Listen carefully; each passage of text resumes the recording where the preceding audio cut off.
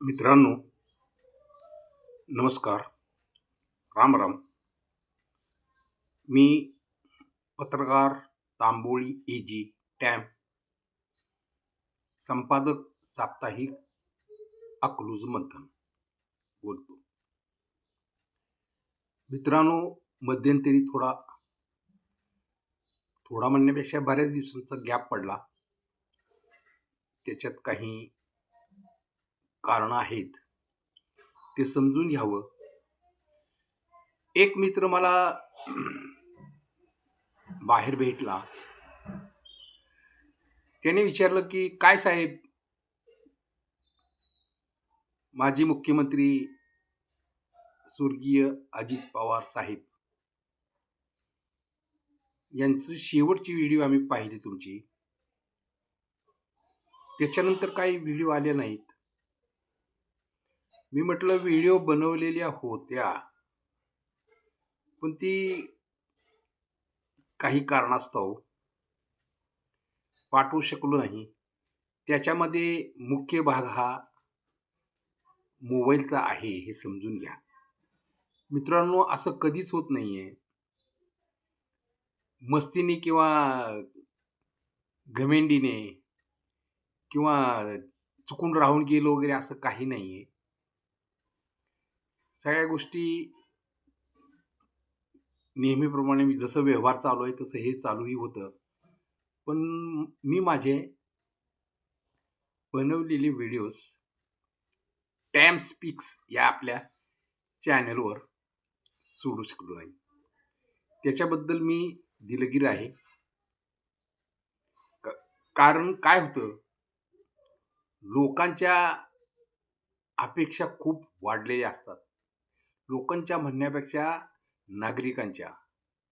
आणि हो, व्हिडिओ पाहणाऱ्यांना आता हळूहळू कळू लागले की सगळ्या इतर एंटरटेनमेंटच्या व्हिडिओ पाहत असताना केवळ एंटरटेनमेंट किंवा मनोरंजन हाच एक भाग नसतो. त्याच्यासोबत आपल्याला ज्ञानही मिळालं पाहिजे. आणि ज्ञान मिळवत असताना प्रत्येक गोष्टीचं ज्ञान असते. त्याला शैक्षणिकच ज्ञान पाहिजे असं काही नाहीये. पण शिक्षण झालं असेल तर चांगलंच ना. पण मित्रांनो, तुम्हाला वाईट वाटेल ऐकून, जेवढे शिकलेले आहेत, जेवढे मोठमोठे पदवीधर आहेत, मोठमोठे पदावर बसलेले आहेत, कोणी मग ते उद्योगपती असू दे, व्यापारी असू दे, कारखानदार असू दे किंवा व्यावसायिक असू देत, त्या लोकांचे आपापले विचार असतात आहेत. माणसाचं चांगुलपण, माणसाचं स्वभाव, माणसाचं नीटनेटकेपणा हे सांगून दाखवून तुम्हाला त्याचे वेगवेगळे काय क्लासेस जोडून वगैरे तुम्हाला वाढवता येतील. पण मुळातच स्वभावात हा फार मोठा फरक असतो. अशी एक म्हण आहे मराठीत, आडातच नाही तर पोहऱ्यात काय येणार. आता अलीकडच्या काही मित्रांना हे आड काय, हे पोहरा काय, हे आम्हाला काही कळत नाही, हे टॅम्प काय बोलतात आमच्या लक्षात येत नाही. मित्रांनो, पूर्वीच्या आज हजारो वर्षापासून पडलेल्या ह्या म्हणी आहेत की जे लोकांमध्ये एकमेकांना संभाषणात वापरले जातात. आड पाण्याचा आड असते, हो का नाही. आणि त्याला पोहऱ्यानं म्हणजे एक काहीतरी, मी म्हणतो पाण्यासाठी छोटी बादली म्हणा, काहीतरी एक डबा म्हणा, असं दोरीने बांधून ते आत सोडतात. मग त्याच्यातून पाणी ते वर सेंदून घेतात. आता ह्या गोष्टी हे शब्द ते ऐकलेले आहेत का काय माहीत नाही, पण मला बोलावं लागेल. त्यातले मी टाळायचं बघतोय, पण तुमच्या लक्षात येण्यासाठी तुम्हाला थोडीशी उदाहरणं द्यावं लागते. मग आडात सोडल्यानंतर आडात पाणी पाहिजे ना. आळ्यातच पाणी नाही आणि पोरा तुम्ही मस्त सोन्याचा आणलाय, हं? चांदीचा आणलाय आणि तहान तर खूप लागली. पूर्वीच्या काळी असं मैलोन मैल गेलं तरी कुठं पाणी प्यायला मिळणं म्हणजे कठीणच असायचं. जर ओढ्याचं, नदीचं, नाल्याचं पाणी जर असेल तरच मिळणार. अन्यथा मग रस्त्याने येताना जे काही लोक प्रवास करायचे इकडून तिकडं, तिकडून त्यावेळेस काय असे काय प्रत्येकाकडे काय गाड्या अन् घोड्या काय घोडीवर बसून जाईल वगैरे असं काही नसतं ना. पायी जायला जाणारे लोक खूप असायचे. म्हणून जर तुम्ही पाहिलं, जर जुना पंढरपूरकडे जाणारी जर रस्ते पाहिले, तर त्याच्या दोन्ही कडेला त्या रस्त्याच्या मोठमोठी झाडं दिसतात. ती का सांगा बघू? त्या मोठ्या झाडाच्या सावलीला जाणाऱ्या पांथस्ताला विश्रांती घेता येईल. थकावा आला तर तिथं त्याला विश्रांती घेता येईल. नंतर हळू सगळं बदलत गेलं. देश स्वतंत्र झाला.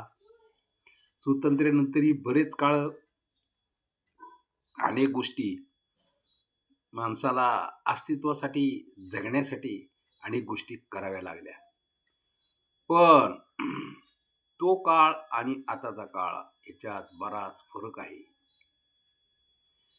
आजकाल लोकं पैसे कमवण्यासाठी आणि पैसे मिळवण्यासाठी आणि मीच मोठा आणि मीच किती हुशार आहे आणि मीच किती शार्प आहे. माझाच समाज आणि माझाच धर्म आणि माझंच हे आणि माझीच जात. अरे बापरे! माफ करा, पण हे सगळं ऐकायला मिळतंय. हे सगळं बघायला मिळतंय आणि हे सगळं चाललेलं उघड-उघड दिसतंय. मित्रांनो बघा, कधी नव्हे ते असे काही प्रश्न निर्माण झालेले आहेत, की तुम्ही कल्पना करू शकणार नाही. छत्रपतींच्या महाराष्ट्रात, महाराष्ट्रातच काय भारत देशात म्हणा,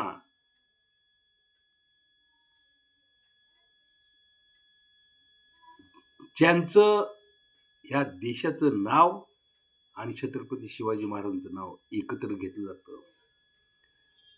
जिजाऊ साहेबांचं नाव त्याच्यासोबत घेतलं जातं. छत्रपतीवर संस्कार झाले ते जिजाऊ साहेब आणि संत तुकाराम यांनी लहानपणापासूनचा शिवा घडला असं आमच्या जमान्यातले चांगले मोठमोठे शिक्षक वगैरे छानपैकी समजून सांगायचे. ते डोक्यात भिनलं आणि आजकालच्या बघा काळात काय चाललंय ते. कोण काय म्हणते, त्याला जे येते का, ह्याला राष्ट्रगीत काय, ते राष्ट्रगीत नाही, राष्ट्रगान काय, राष्ट्रगान म्हणजे काय, ते हे राष्ट्रगानच नाही, हे राष्ट्रगीतच नाही. अरे काय तुम्हाला काय पडलंय त्याच्याशी? तुम्ही जे काही सरकारी निघतं, आदेश म्हणा किंवा जे काही नियम निघतात, त्या नियम पाळायलाच पाहिजेत. मी हे म्हणणार नाही, आम्ही ते गाणार नाही, आम्हाला आमच्यात ते तसं नाही ना, आमच्यात गाणं गायचं नाही. अरे काय फार कठीण आहे रे, फार कठीण आहे. हा देश का राहिला हजारो वर्षे गुलाम? याचा जो प्रश्न पडतो सगळ्यांना, त्याचं उत्तर हळूहळू सापडायला लागले असं वाटायला लागतंय. इतकं साधी अक्कल असू नये, की आपण जिथं जन्मलो, जिथं वाढलो, जिथं आपलं संपूर्ण झालं, संस्कार झाले, शिक्षण झालं, अनेक गोष्टी झाल्या. कोणाचं शिक्षण नसेल कदाचित. पण भारत हे देशाचं पूर्वीचं भारतवर्ष म्हणून नाव होतं आपल्या देशाचं. आता हिंदुस्थान हे नाव कसं पडलं, काय पडलं, ब्रिटिशांनी काय केलं, मोगलांनी काय केलं, पोर्तुगीजांनी काय केले आणि फ्रेंचांनी काय केलं आणि त्यांनी काय केलं, हे अशा गोष्टीत विनाकारण वेळ घालवायचा आणि आपल्याच लोकांना संपवायचं आणि आपल्या आपल्यातच भांडणं करायची बसायची आणि एकमेकांना हे दाखवण्यासाठी ते दाखवण्यासाठी हातात कायदा घ्यायचा. अरे काय चाललंय काय वाटतं असं ना. सहजच मी मध्यंतरी फिरत होतो. शिवजयंतीच्या दिवशी माझ्या अकलूजचं माझ्या मी का म्हणतोय लक्षात ठेवा. आमचं अकलूज, मोहिते पाटलांचं अकलूज असं का म्हणतोय हे तुमच्या लक्षात येईल. प्रत्येक जण मान्य करेल. अकलूजकरांच्या रक्तातच नाही असं दुजाभाव करणं. लक्षात ठेवा. जे जे आहे, जे चाललेलं आहे, अरे तो त्याच्या धर्माप्रमाणे करतोय, तो त्याच्या जातीप्रमाणे करतोय. पण धर्माच्या आणि जातीच्या नावावर काय भलतंच करत असेल तर मग काय करावं? हा प्रश्न पडतोय. असो, मी जे पाहिले ते मी सांगतो तुम्हाला. शिवजयंतीचं ते मी बसलो मस्तपैकी शिवजयंती साजरी करत होते चौकात. भर चौकात, मोठा चौक आहे. गोल्डन बेकरी म्हणून एक आहे इथं.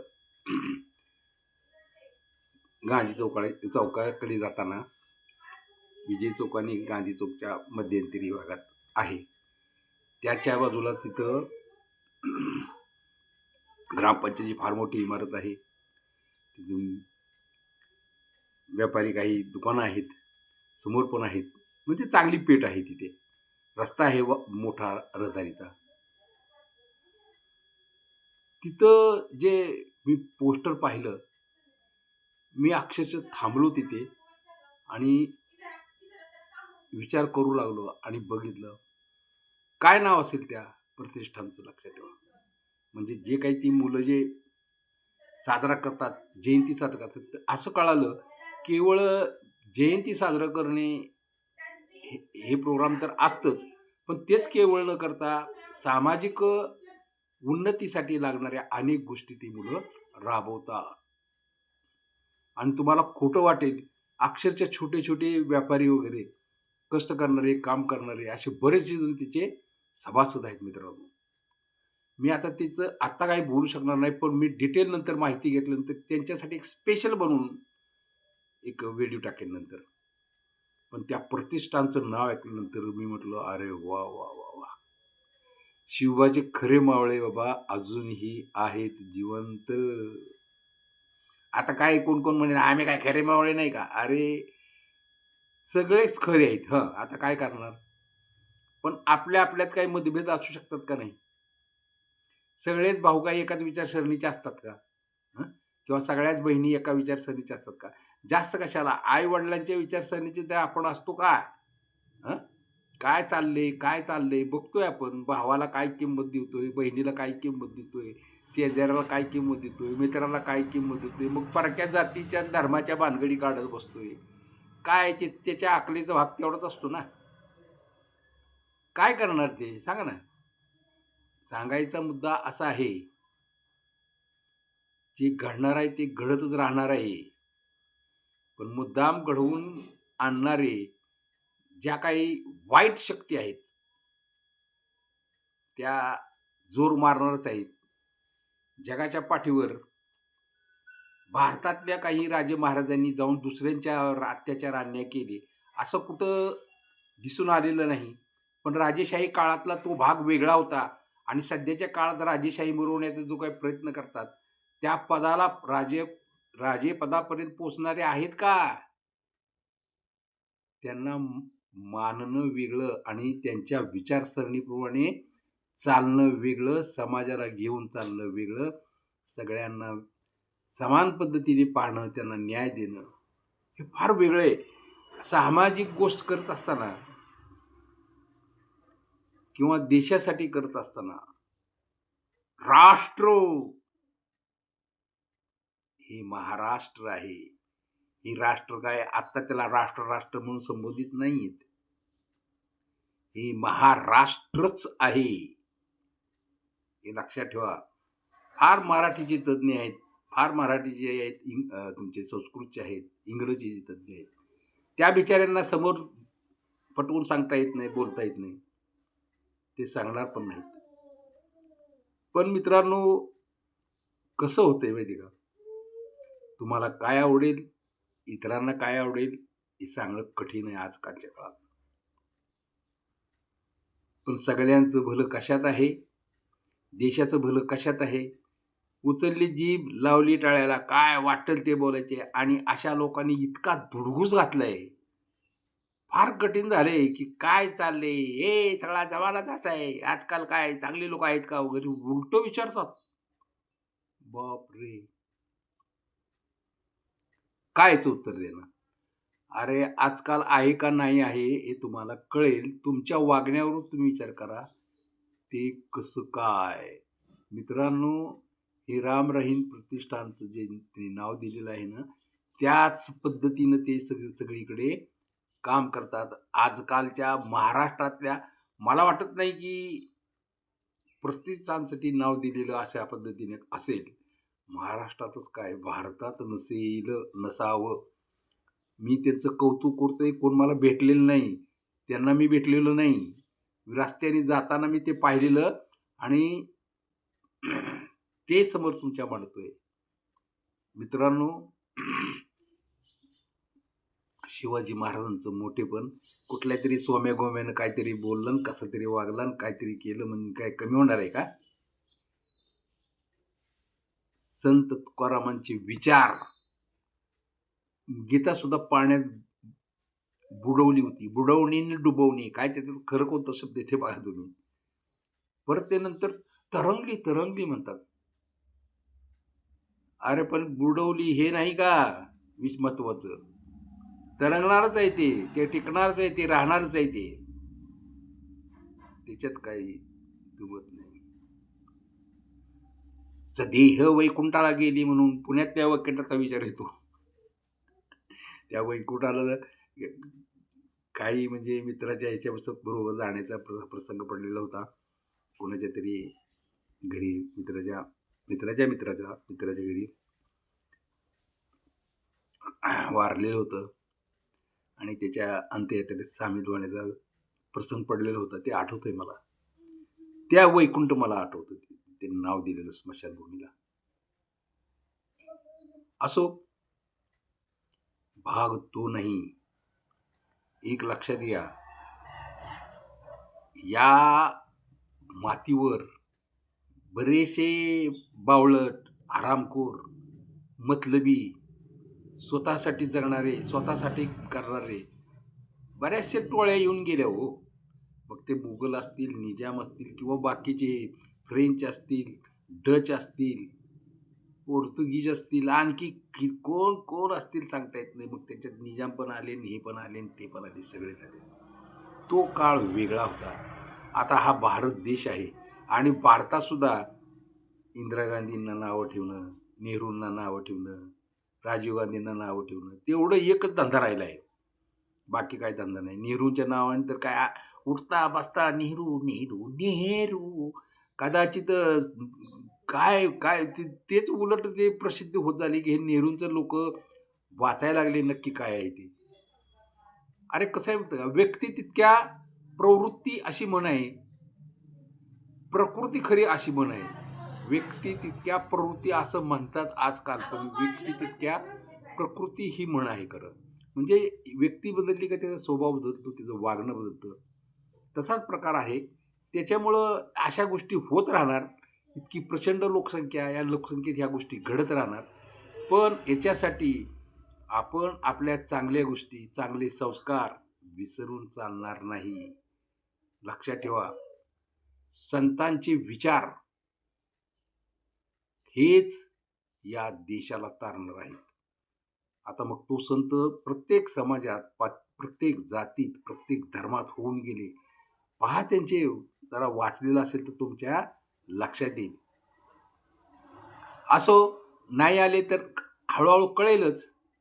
कशात आपलं भलं आहे, कशात सर्वांचं भलं आहे, कशात आपल्या देशाचं भलं आहे. आणि हो, लोकसंख्येवर कंट्रोल नाही केलं, शिक्षणाचं महत्त्व समजून नाही सांगितलं आणि चांगले नागरिक जर या देशात जर घडले नाहीत, तर हे हे हे जे चाललेलं आहे ते कित्येक वर्ष अजून चालतच राहणार, असं काही काही लोकांच्या मनात शंका वाटते. ती शंका नाही, ते सत्य उतरत चालले मित्रांनो. सुधारलं पाहिजे माणसांनी. कसं आपलं भलं कशात आहे, आपण काय केलं पाहिजे. आपण आपल्या घरासाठी काय केलंय का? आपण आपल्या समाजासाठी काय केलंय का? आपण आपल्या गल्लीसाठी, गावासाठी काय केलंय का? काही गोष्टी करतोय का आपण? याचा विचार करायची वेळ आलेली आहे. मग आपण राज्यासाठी आणि देशासाठी करणारच आहोत ना. मग त्याचा सुद्धा विचार करायची वेळ आलेली आहे. बघा मित्रांनो, तुम्हाला पटतंय का?